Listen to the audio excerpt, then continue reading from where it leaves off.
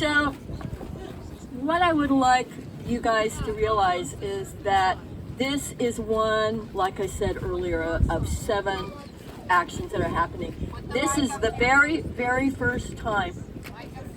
Now can you hear me? This is the very first time that there has been a national action like this. And I'm amazed at how many people have showed up.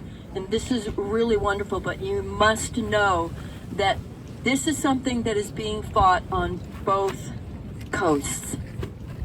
And as president of NOAA, I am in constant contact with the people on the East Coast. And I have to paint you a picture, because this is potentially what we're looking at if we don't tell our government and make sure that they understand that we expect them to end it, and to end it now. So, and also, as far as the whole comment about David versus Goliath, it has been really enriching to see how this group of people over the last year, how many people we have been able to reach out to educate, to understand what an incredibly bad idea this technology is, and how much it's going to impact the Central Coast. And by the way, you guys, we have a whole bunch of great information over here if you came without a whole lot of information. So back to what the entire nation is dealing with. What you need to understand is there are a couple things that are in common. The technology there is different because it's in much shallower water, but where they have placed all of these wind energy areas have this in common. They are right smack in the middle of major migratory routes for both avian species and for marine species.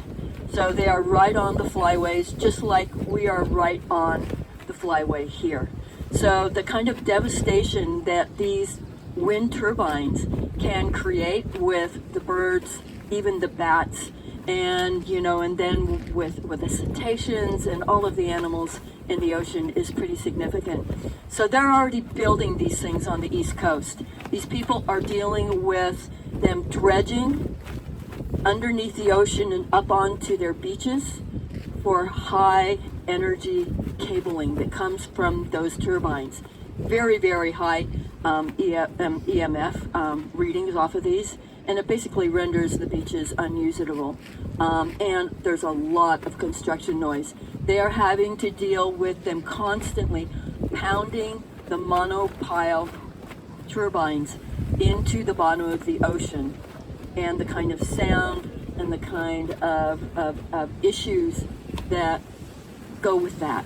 They are having to deal with wind turbines that have already been constructed and are operational, and with them breaking, and with them having to close down beaches because of the debris from these turbines.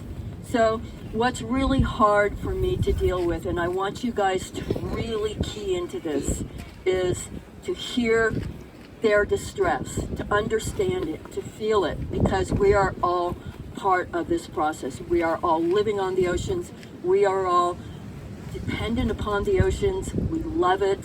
Some of us actually work on the oceans, the fishermen, and if you can imagine how distressing this is for the fishermen.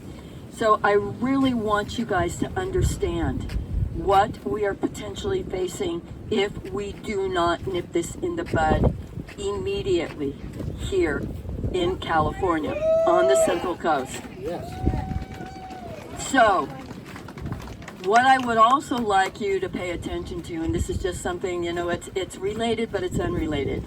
So our government, our California government, is pushing this really hard. One of the big reasons why we are having this protest, and yeah, we're calling it a day of action, but what the hell, it's a protest. And if you don't like the word, then deal with it. So why we are doing this right now is in 2 days we have a new president. We have a new administration, and he is going to have a new cabinet. He has said that he will end offshore wind. So this is all about holding his feet to the fire, and letting him know that there are a hell of a lot of people out there that are looking to him to do exactly what he said. And we are expecting him to end it. So thank you for coming out here and really being part of this really strong voice. But the other thing I just kind of wanted to point out, you guys, is that there was just very recently a fire in Moss Landing with their battery plant. And you know, the battery plants are very tied to intermittent energy sources like wind, and they are absolutely necessary. So what we need to do is, number one, I mean, sometimes this is going to sound like a strange thing to say, but to have something like that happen sometimes happens at the perfect juncture.